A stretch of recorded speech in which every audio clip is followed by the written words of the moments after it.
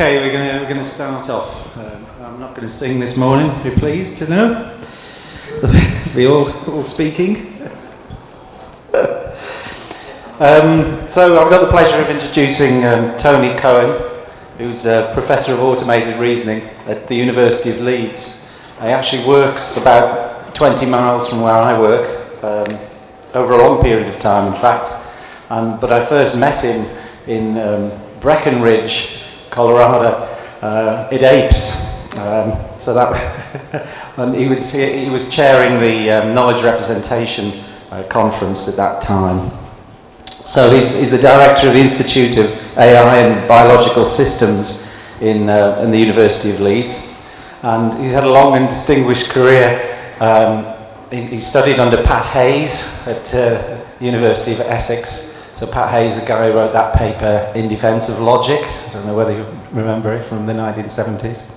And then he moved to the University of Warwick, and now he's at the University of Leeds. So Tony Cohen's work is in qualitative spatio-temporal reasoning, and I guess he's most well known for the region connection calculus.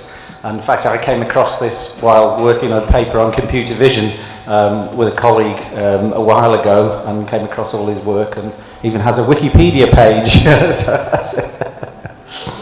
So we're going to hear about him talk. We're going to hear talking today about spatio-temporal reasoning, and I'm hopefully towards the last few minutes he'll give some comments on how maybe we can apply this to automated planning. So that would be really cool. Okay, over to you, Tony.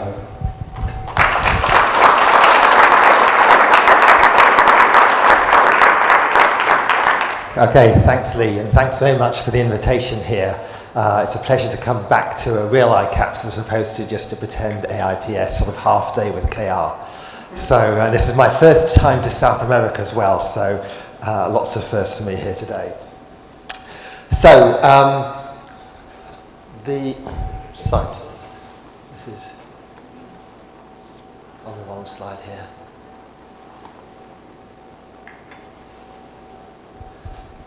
So today's talk is going to be called Building Qualitative Models from Spatio-Temporal Behaviour, and it's kind of, the talk's really going to be in two parts. I was going to be an introduction section, and then I'm going to sort of motivate sort of the general talk.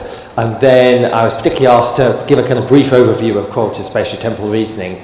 So I'm going to do that in a few slides, and then I'm going to get on to the sort of the main piece of work which I want to talk about, which is trying to learn qualitative spatio-temporal models of human activity, which we observe on video, and try to build models of events, activities, actions from that. So hopefully there's some relevance there to the planning world in terms of the kind of the representations of actions and activity through there. Okay, so why is this not moving on? Let me just restart.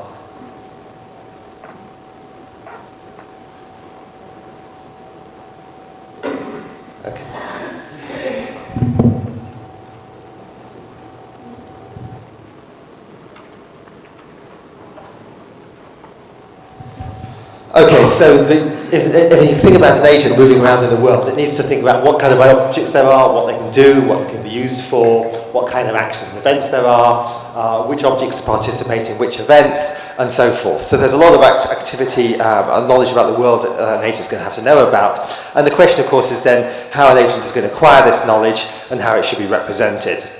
And so I'm going to be talking about both of those bullets there in green at the bottom of the page there today. So it's going to be particularly about learning about events. We're going to be analysing activities in terms of event classes involving multiple objects, and I'm going to briefly talk a little bit also about, having then learned or somehow got hold of event models, how we can then actually categorise objects not by what they look like, but rather by the kinds of things that they do in their interactions to other objects. So I'll talk briefly about that.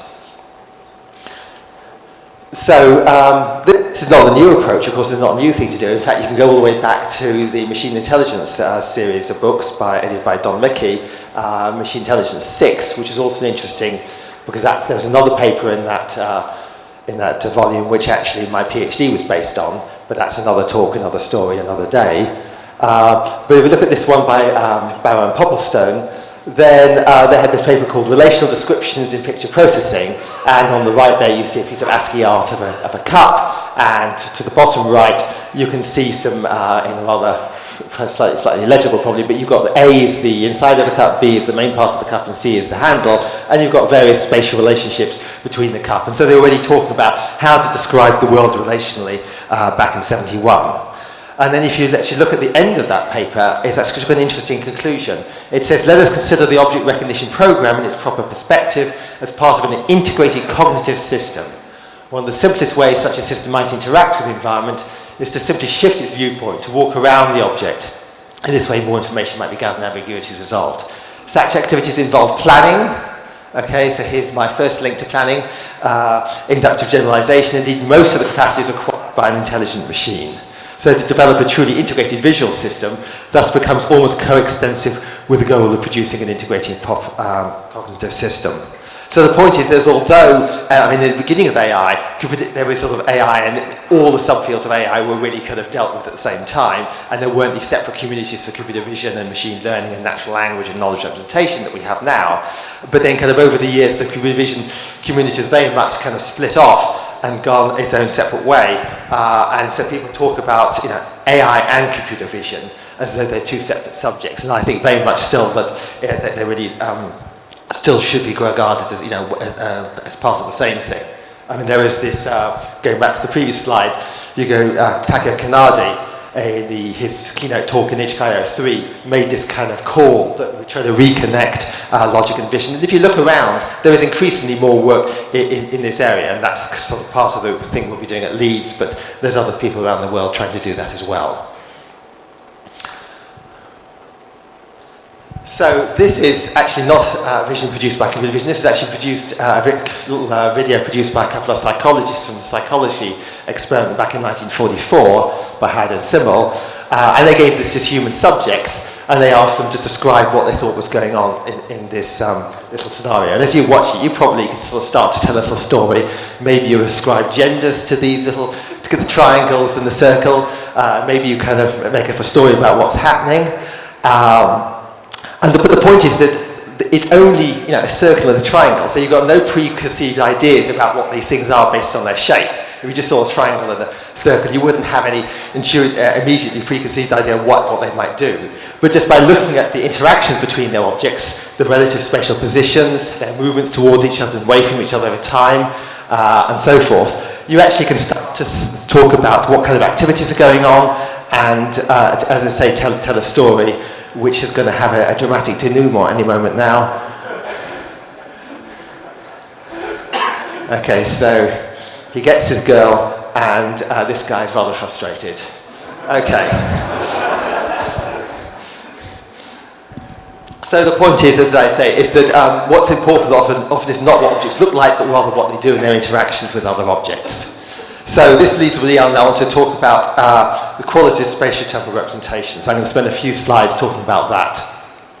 So of course these aren't a replacement for metric representations, they're complementary, but if we think about the way human beings describe the world, it tends very much to be qualitative. When I talk about coming through the door, you're sitting on the chairs, I'm standing at the front of the room, I'm facing you, the computer's between me and the video camera at the end. Between was mentioned in the invited talk yesterday as a kind of interesting spatial relationship, and that's at least only one of the ones that you can find in the QSR literature. And if we're interested in doing machine learning, then it's kind of good because it naturally provides abstraction and tries to get away from irrelevant detail, so that one invited talk is the actual spatial interaction between me and the audience will be slightly different to the ones yesterday, but in general it's the same kind of setup, the same kind of spatial relationships between me and the audience and the computer. And every so often I go across here and touch the keyboard again to move on to the next slide. And of course there's lots of applications in geography, computer vision, which will be the main subject of today's talk, also robotics, natural language, processing, biology. And there's lots and lots of calculi out there. So most of these calculi, actually what they do is they try to develop sets of jointly exhaustive and pairwise disjoint relationships. That is, it's a set of relationships, usually a kind of fairly small set.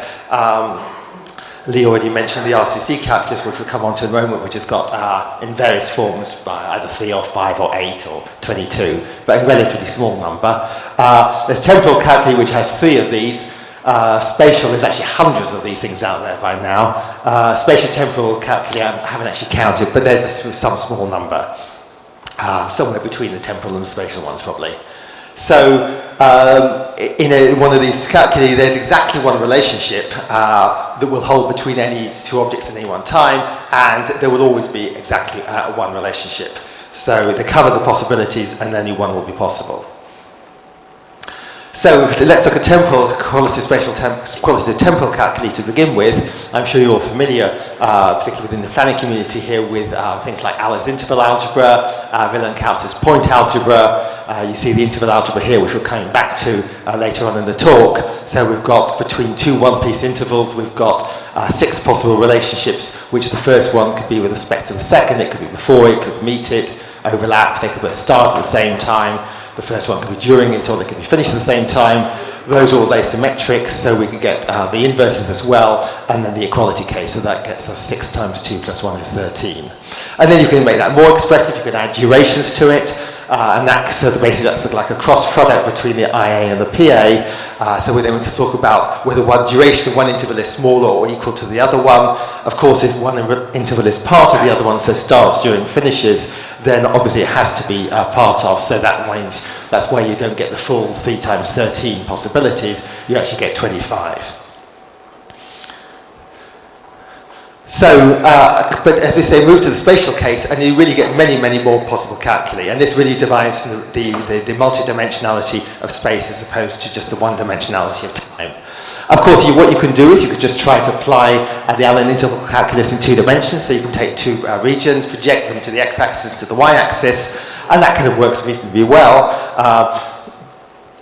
You can sort of do that, project it, and in the first case it works quite well, so the orange object is going to be before the green object on the y-axis and after it on the green axis, but obviously in the bottom case here, the orange object is during the green object in both the x and y axis, but in fact they're disconnected, so maybe that doesn't work quite so well. But if the objects are rectangular, they're nicely aligned to the axis, then this actually works quite well, and it's been widely used. And indeed, also I've just done some recent work with Jochen Rentz, which is in KR12 this year, where we kind of develop this and also add on the idea of ranking intervals. So you can say not only do you have the Allen interval algebra and the durations of them in the Indu calculus, but you also can say that you can actually give an absolute ranking order to all the length of all the intervals projected to the x and y axes. So there's, again, another reason why we get so many different calculi. Of course, there's many different aspects. We can talk about the ontology. I'll talk about each of these things over the next slides. Lots of different kinds of relationships. You can have topological relationships, orientation, distance, and so forth. The different reasoning mechanisms you could have. Most of these calculi are for what I call pure space, but you could also think about domain-dependent space. If you think about, it depends on whether objects are actually physical objects. If they're physical objects, they can't interpenetrate, but if you've got geographical objects, then they can. So, for example, Scandinavia overlaps the European Union, because not all countries in Scandinavia are actually part of the European Union. But you wouldn't get that kind of situation happening, that interpenetration with physical objects. So if you think about the ontology of space, you need to think about what kind of things you want to allow as your spatial entities. Are you going to be thinking about points or lines, boundaries, regions, 2-dimensional regions, 3-dimensional regions, 4-dimensional regions, including time? Are they open, closed? Do you want to have regular or non-regular? Do you allow multi-piece regions, so the Greece and all its islands? Glass, and if you then drop it on the floor, it becomes broken into several pieces. what's the embedding space, are you now going to have two-dimensional regions within three-dimensional space, and so forth. So there's a lot of questions there you need to decide on before you start building your calculus as to what kind of spatial entities you want to have, what the dimensions are, and so forth. And again, that kind of accounts for some of the wide variety of calculi we see out there. So, Lee already mentioned the region connection calculus in his introduction. So, again, many of you maybe have heard of this before. So you see on the top right there a depiction of the 8 joint, exhaustive, and pairwise disjoint relationships. So they can be disconnected, touching, partially overlapping, tangential proper part or non-tangential proper part. There's inverses and equality there in the middle. We'll come back to what the arrows mean a little bit later on, and I can see there's one arrow missing from the equality to the top right there, but we'll assume that's there. So these that you can actually define all those relationships from a single primitive of x is connected to y, meaning roughly they share a point or their closures share a point. But there's another alternative way of building up that calculus, which was done in the GIS literature by Eggenhoff and his colleagues. And there we usually take the boundary of an object, the interior and exterior, and just consider the kind of qualitative idea of whether those sets are empty or non-empty. And if you do that, there's 2 to the 9, 5, 12 possible combinations. But if you make various assumptions like the regular plane point sets, you get back to essentially the same set of 8 relationships you see up there on the top right. But it's potentially more expressive because you can actually easily then have multiple dimension things. So, for example, you can consider the quality of relationships between a line and a region. So this might be a road, to go through or alongside a park. So you get all these kinds of relationships as well. You can consider various direction calculus. Again, there's lots and lots and lots of these. I just put up one kind of almost at random. This is the opera calculus which comes from the University of Bremen. So here we consider oriented points. You've got an oriented point A, which has sort of got its direction going straight up the slide here, and B, which has got its oriented direction going to the top left. And then we divide each of these in. Depends on, you can have different granularity, but here we've kind of got a basic granularity of 4 lines through it. And so we then label alternatively the lines and the intervals between the lines. 0, 1 is basically northeast, sort of north-northeast, and then 2 is northeast, and then 3 is the interval between that, and so forth. So then we can say that B is in direction 13 from A, and A is in direction 3 from B. And so we get this kind of calculus in that way. You can also have region-based calculi. So one obvious thing to choose there would be to use the rectangle algebra, which is the cross product of the Allen's interval algebra. And so then on the left-hand side, we can say that A is basically, we want to say it's sort of northeast of B, and we do that by saying A is greater than, that's not the way around. It should be less than. So A should be less than B on the x-axis, and it meets B or it's met by B on the y-axis. And on the other one, we can actually do interior directions as well. So we can say that C finishes D on the x-axis and it's during D on the y-axis. And you can obviously just not use the rectangle algebra. You could use the Indu calculus. You can say things therefore like Ireland is the west of England and smaller than England. You could also talk about sort of introduce movement. Now, all the calculi I've talked about so far have been static calculi, just depicting a single situation at a single time. You've got a particular series of calculi, of which I just put up the simplest version of it here, called the Qualitative Trajectory Calculus, which comes from Nico van der Weeg and his colleagues at the University of Ghent. And so here, basically, what you do is consider 2 objects, and whether they're moving towards each other, so the qualitative idea there, or away from each other, or whether they're stationary with respect to each other at any point in time. But you kind of got this notion of motion, and so here, if you just consider ignoring relative speed, you can obviously have 2 objects going away from each other on the top left, so that would be plus plus, or and then you've got this. Then the next one down here is. Here we've got this one's stationary, this one's moving away from it. Here now this one's stationary, this one's moving away from it. Here they're both stationary. here this one's pursuing this one, here there's approaching this one and this one's stationary and vice versa, and here they're basically attracting each other, so it will be minus minus in this notation.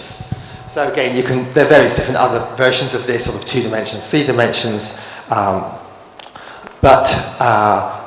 and again, this is just a very small set of possible calculi out of the hundreds out there in the literature, but I hope it gives you the kind of idea of the kind of distinctions, the kind of calculi that these things look like. Now, all of these then, people have developed qualitative, developed reasoning mechanisms, and the typical thing to do is basically, because if you look at the full first order theories, they tend to be undecidable. So you look at constraint languages, like the constraint language of RCC8, so you just take those 8 relationships as primitive, and then you start building composition reasoning, composition-based reasoning, where you think, well, if you know the relationship between A and B, and the relationship R2 between B and C, then what's the relationship between A and C? So here, if A is non-tangential part of B, and C is non-tangential part of A, then what's the relationship between A and C? Well, A is a non-tangential proper part of C.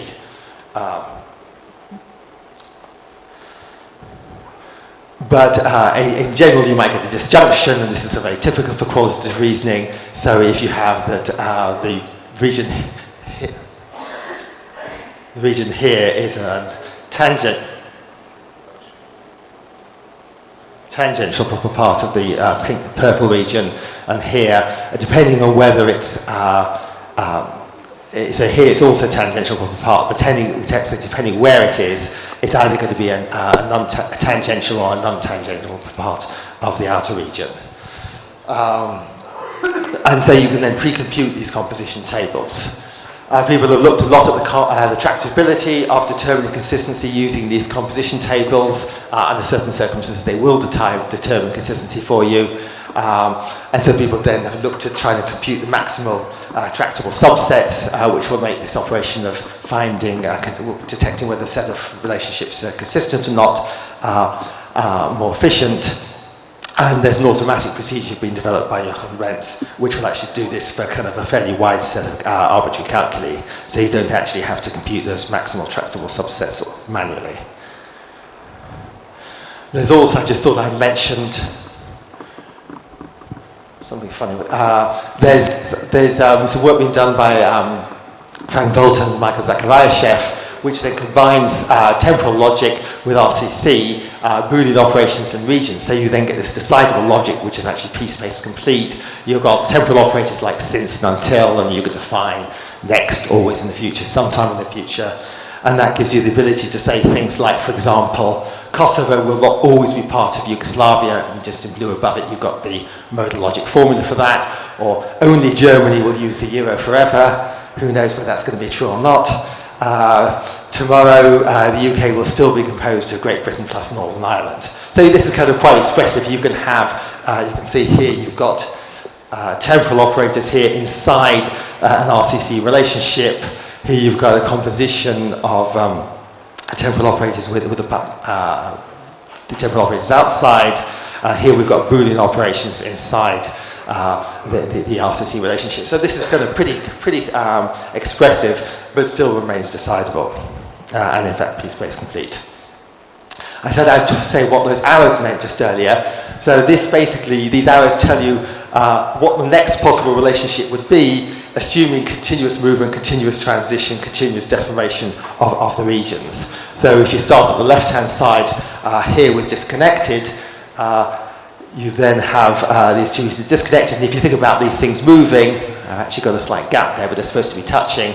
The next possible relationship would be they'd be externally connected, and then they partially overlap, and then depending on how they move in the relative size, it might either be a tangential proper part this way, or the inverse, or they might become equal, and so forth. But you can't get from non-tangential proper part to partial overlap without going through either tangential proper part or equal. So this kind of tells you kind of what could happen next. It gives you a basis for thinking about what's going to happen over time. You can build a qualitative simulation algorithm to do this. I did some work on this a while ago, where we then sort of simulated the amoeba eating a piece of food, or the operation of a force pump. It's interesting to notice if you have a precise if you're not quite sure of exactly which relationship holds, and if you're uncertain, what you do find is the uncertainty manifests itself as a connected subgraph. So you're not going to be uncertain in that it's either EQ or disconnected. Are these things actually touching or not? So you might get an uncertainty which manifests itself as the disjunction of these two relationships. Okay, that was my very brief tour of QSR. I kind of now want to move back to thinking about using QSR, looking at videos and trying to understand and build models of our activity. So there is a problem at this point, is that anybody who's ever worked in computer vision knows computer vision, although people have been working on it over the last 40, 50 years, and huge amounts of progress have been made, it's still an imperfect science. You don't always detect the objects, you can't always track them smoothly, and so there's a real problem then in actually trying to get a smooth sequence of qualitative relationships. Of course, we'd like to have a nice smooth sequence, because that's going to make, if we have a nice smooth sequence for one particular activity, like bouncing a ball here and then chasing it, and then it happens again, we'd like sort of them to be as similar as possible. And if we get lots of noise introduced by the transition from the quantitative, the vision, to the qualitative relationship, then these things will actually look very different. So what we can do is we can use a hidden Markov model to actually smooth the relationships. We train it up on some scenarios where we actually say that these are actually good transitions. These are cases where a particular relationship holds. There's another situation where a particular relationship holds. We can build a temporal model then for how one relationship will transition to another one over time. And here, then you can see we're going to have two lines. We're showing these RCC8 relationships evolving between the ball and the person. The top line is I've labeled PSI, which is point set intersection. So that's kind of the raw version. If you just intersect the rectangles which the vision system gives us for the bounding boxes of the ball and the person. And the bottom is going to be the one we get after smoothing using an HMM which has been trained.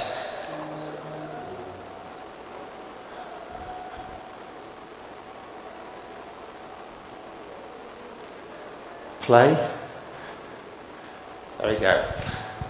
So you can see in the top line, we've got many more transitions. The bottom line, we've got a much smoother set of transitions, which model the kind of real, what a human would then see as the translation, as the relationships between these two objects. And so by using this, it kind of gives us a much better, a much smoother, much more clean representation of what's going on, which is going to be much better to use when we then start trying to learn and build activity models. You don't actually have to pre-specify your relationships. I've talked about all these hundreds of calculi out there. You could actually try to learn your own set of discretized relationships. And we did this in earlier work where we were looking at traffic models, and we were looking at things like cars following, overtaking each other and so forth. And there we automatically learned a set of relationships, which kind of, if you looked at the relationships learned, were things like behind and following, to the side, going, overtaking and so forth. Here, this is in an EU project called Cognito, where we're sort of trying to learn workflow activities for people either building something or repairing some kind of objects in a factory. This is just a very simple scenario where we're just trying to build something with a piece of wood and some pegs and so forth. And what we do is we model between each pair of objects the relative distance between the two objects and their relative speed. Are they moving towards each other or away from each other, and the relative speeds they're doing that. And having done that, we can then quantize it. So on the left you see just the raw distances shown between each pair of objects. On the right you see them coloured, and that's after having then clustered the different metric relationships we get across all the training data into a set of clusters. So we then build ourselves a set of JEPD relationships. And of course the question is how fine-grained you want that representation to be. I mean, here's the situation you get for two states, 6 states, up to 16 states. You can actually decide which one you want using a Bayesian information criterion. So basically on the y-axis we've got speed, and on the x-axis we've got distance. And so going further to the right means that the objects are further apart.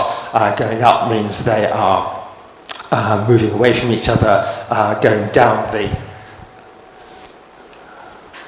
So this is 0, so this means going further away from each other, this means getting closer to each other, and this means they're further apart. So this region here, this is the relationship of we're fairly close to each other, and the purple one's fairly close to each other, and moving closer. Okay. So now I want to move on to actually how we represent activity and relationships, representing activities qualitatively using relations. So think about a very simple interaction. Here you've just got two regions. The white region starts off inside or being a non-tangential part of the grey one. And then eventually moves out. So we're actually just going to model this with using 3 relationships: part of, overlapping, and discrete. And basically there's kind of 3 different intervals that are of interest here. There's the first interval where the first object is part of it. There's another interval where it's partially overlaps, and the final one where it's discrete. And we could also, of course, think about the Allen relationships between those 3 intervals. So the green one meets the blue one meets the red one, and the green one's before the red one. And of course we could represent that just using some kind of standard logic, text-based logic representation, maybe using a holds predicate, so that x, during interval I1, x is part of y, and so forth. And we can specify the relationships between the intervals as well. But for most of the work we've been doing, we actually prefer to use this kind of graphical representation here, where we have 3 layers in our graph. At the bottom layer we have the objects, which is just we have one occurrence for any particular object, and multiple arcs going out of it to level 2 nodes, which are basically episodes during which some spatial relationship holds. These are maximal intervals during which particular spatial relationship holds.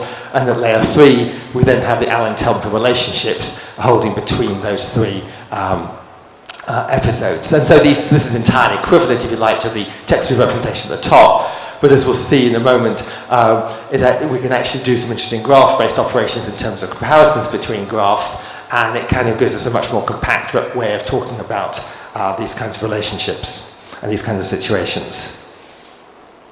So you can then go on to represent an entire video relationship. This is just kind of quite a short one, but just to give you an idea what it kind of looked like. So here we're actually representing 3 different kinds of qualitative spatial relationship. The QTC at the top bar going across there is these qualitative trajectory relationships, so depart, away, static, and so forth. The middle one are direction relationships, upper right, upper left, down left, and so forth. And the bottom row involving their P, PO is topological relationships, part, partially overlap, discrete, and so forth. And so you can see there's just 2 objects at the bottom, and then we get an increasing number of spatial relationships as the different episodes evolve, and then we get the temporal relationships at the top. We have various ways of simplifying this graph to drop nodes which can be deemed irrelevant or less useful for one reason or another, which I don't have time to go into here. Okay, so as I say, we've been working on this kind of approach of trying to build models of video activity using this kind of qualitative high-level spatio-temporal approach over a number of years. I'm certainly not going to have time to cover all of that. I'm going to briefly talk about some of that work, particularly the work at III 10, where we used to do unsupervised event learning, which I think is a particularly interesting challenge, in particularly the case where you have multiple activities going on simultaneously, and there's a real challenge to figure out what is actually going on and how many different activities are going on simultaneously. And I'll talk about that. If I've got time, I'll talk a little bit about a semi-supervised approach before I finish. So, what we want to do, as I've already said, we want to point a camera at a scene with complex activities, like an aircraft domain. Here's some aircraft being serviced. This is a part of an EU project which just finished last year called Co-Friend at Toulouse Airport. This is gate 40, and we have 7 cameras around the gate, and we then try to build models automatically of the different kinds of activities such as loading, unloading and so forth that were going on there. It might be a kitchen activity or maybe a football game, such as some of you watched last night. So we want to think about how we're going to view the world, so we think of activities consisting of different events, and we think of events as being goal-directed interactions between a subset of objects. Events are going to be patterns, so we want to think of each event, each distinct event class as characterized by some kind of pattern. There might be multiple patterns, there might be several different ways of making a cup of coffee, with sugar, without sugar, maybe you put in the milk first or the coffee first, but it's kind of, they all involve a cup and stuff being put into it. And so we want to sort of hand model all of those in the same activity class, in the same event class. But there may be, you may have lots of problems with noise coming from the vision, which may not be perfect, and also the fact that you may get sort of coincidental interactions. So if we just go back to that aircraft I made a moment ago, you've got the different kind of vehicles involved here. You've got the refueling vehicle, you've got the unloading vehicle, you've kind of got the conveyor belt vehicles and so forth, and the kind of luggage trolley vehicles. It may be unloading's going on, and during the part of the scene that the unloading's going on, you've got the unloading vehicles and the conveyor belt and so forth there, and the plane, but the fuel truck might drive past. As it happens, this time it drives past, another time it goes a completely different route and doesn't go anywhere close. So that's the kind of just coincidental. The fuel truck just happened to drive past where the unloading was taking place. And so we want to kind of ignore those coincidences and not say, well, actually, unloading really involves the fuel truck driving past as well, or at least sometimes it does. So there's that kind of problem which complicates the task of learning. And so this, what I'll talk about at the moment, this first part of this learning starter part of the talk, is how we can learn events where we've got, the plane is being simultaneously unloaded, refueled, recatered, and so forth, all at the same time, but not necessarily exactly the same way in every single turnaround. These things actually may happen in different orders and different turnarounds, and despite the presence of noise and coincidences. So we think of each event as being a set of spatio-temporal histories, which are the objects involved, the plane, the refueler, the unloader, so forth. Each event is going to compose of some particular set of objects, not necessarily all the objects in the scene, a subset of objects in the scene.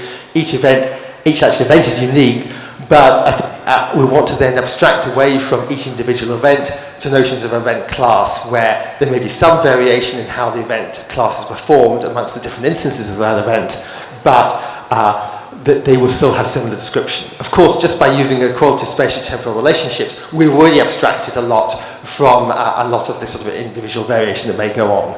But there could still be different orders of things happening, whether you put in the coffee into the mug first or the milk first. And in general, we're going to think about event as being event classes because there are many different instances of those events. So I just want to mention briefly this idea of interactivity. So this is, if you like, a focus mechanism, an attention mechanism for trying to decide which objects are involved in which events and how many objects are involved in any particular event. So I kind of got three sort of prototypical situations here. At the top, we've got three objects, tau 1, tau 2, tau 3, which kind of evolve over time, and you've got all snapshots of how they relate to each other over time. So initially, they're all disconnected, and then 1 touches 2, and then 3 touches 2, and then 1, 2, and 3 all mutually touch each other, and then 3 separates off, and then 2 separates off, and then 3 touches 1. And then if I plot along these lines here,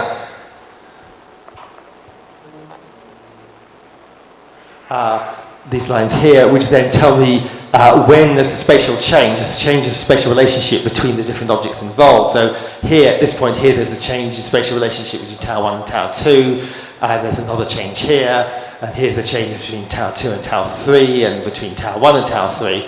And you see that what happens here is there's exactly 2 spatial changes between each pair of objects, and they're kind of nicely distributed over time.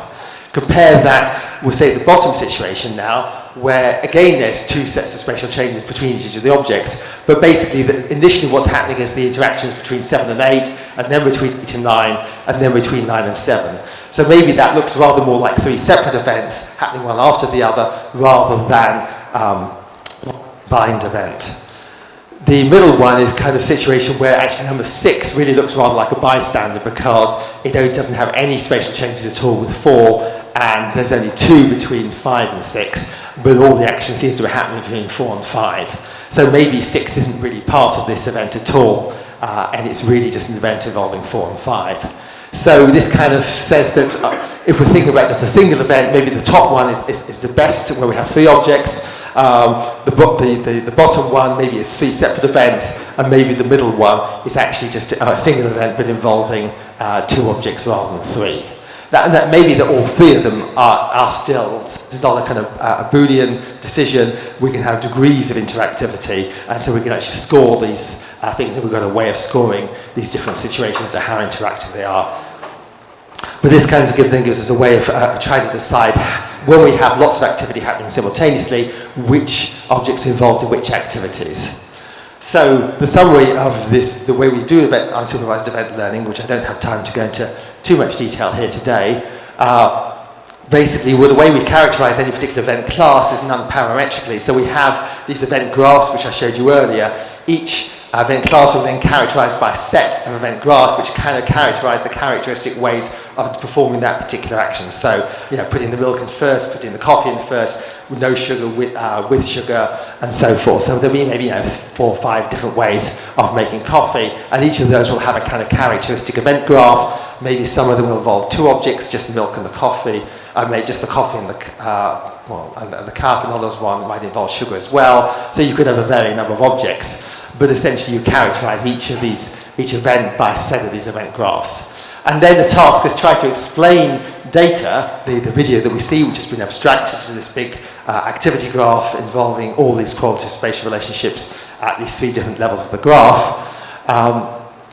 So we want to find a way of dividing the tracks so that they can be divided into sets of tracklets, each of which obeys the spatial-temporal constraints of some event class. But of course, we don't know a priori what the event classes are. So it's not like this is not supervised learning. We have to figure out both how many event classes there are, what the typical graphs are for each event class, and how many objects are involved, and so forth. So basically, it's a kind of a problem of finding a maximally probable interpretation in terms of the number of event classes and the event graphs for each of those event classes, such that it's the most probable one in the sense that it explains as much as possible. So ideally, we've got the whole video. We extracted all to this big event graph with all these different spatial relationships and temporal relationships, and we'd like to explain as much as possible of that huge graph in terms of being instances of different event classes. But there might be some bits which is better left unexplained because there's really just coincidences. We'd like to minimize the number of event classes because otherwise we could just say that each single bit of that activity graph is just a separate event class, and we wouldn't really get any power of abstraction there. So we want to make things minimize the number of event classes. But of course we could do that just by saying there's one event class, which is basically stuff happens, but then actually it would really be very disparate. The event graphs within that particular event class wouldn't look at all similar. So we kind of got this tension between minimizing the number of event classes, but having event classes such that the graphs are kind of pretty similar within the event class. And we compute a measure of a graph similarity using this bag of graphlets representation. So we have, if we've got a particular prototype graph for a particular event class, a particular way of doing a particular event, we can then look at all the subgraphs, or a subset of the subgraphs of that, I take another event graph, and we can look to see the similarity in terms of numbers of shared subgraphs. What we do is compute a histogram of a library of subgraphs in the first event graph and in the second one, and then we compute a distance in a high dimensional space between them. And we're also going to want to have events where we've got a high degree of track interaction in the sense that I had on the previous slide. There's a question about whether events actually may share objects or not. So if we think about the aircraft scenario, clearly the plane is going to be involved in pretty well all the events. So that's often going to be a shared object, which is participating simultaneously, being unloaded and refueled and so forth, whilst the other objects like the refueling truck will only be involved in the refueling operation. So typically we would want to forbid object sharing, but we kind of generally view something that makes two events different as the fact that they actually have different objects involved. And the way we then try to find this maximally probable interpretation is basically by an MCMC search, Monte Carlo Markov chain search, and we've got a number of different kind of moves we can have, such as basically what we're trying to do is to split up the tracks. Where do we split the tracks into tracklets so that we say that the first part of the operation of this life of this object is involved in that event, and the second part of the history of this object is involved in some other event. And we can merge or split region histories. We can actually even change the spatial relationships if we want to, if we think that gives us a better overall interpretation for the video. And so we do this big search, and it typically converges in about 1,000 cycles, and then we then evaluated this in the aircraft domain, 24 aircraft turnarounds, 37 hours of video. There's a lot of data there, a lot of stuff to learn from and check. This is all done in this particular case with a single viewpoint. We did semi-automated tracking of the plane. We actually discarded the class labels for the purpose of doing this so we wouldn't be unduly influenced by the class labels. We then used a simplified version of RCC5 RCC, which has just had these three relationships: part, partial overlap, and discrete. And the system automatically then discovered essentially two main classes, given the data we gave it. One which is kind of loading and unloading. It couldn't tell the difference because the vision system wasn't able to track the luggage going up and down the conveyor belts. And the other one which is basically a combined class of the bridge going on and off and the plane puller going on at the end. And for this single view, we didn't see some of the other operations like caging, which happen on the other side of the aircraft. So this kind of worked fairly well. I want to just briefly now go on about this work on learning object classes from behaviour rather than their appearance. Most computer vision work has actually concentrated on trying to learn object categories and object classes from what they look like. But given that we now have a model of activity, we can actually think about, well, can we actually try to categorize objects by what they do, how they interact with other objects, rather than what they look like. And that's kind of a reasonably simple way of trying to do that.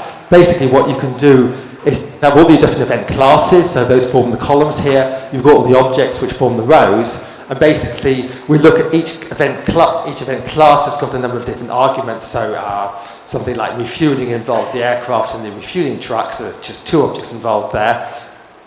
And you can then look to see, for each instance, you look to see, you put a 1 in this matrix if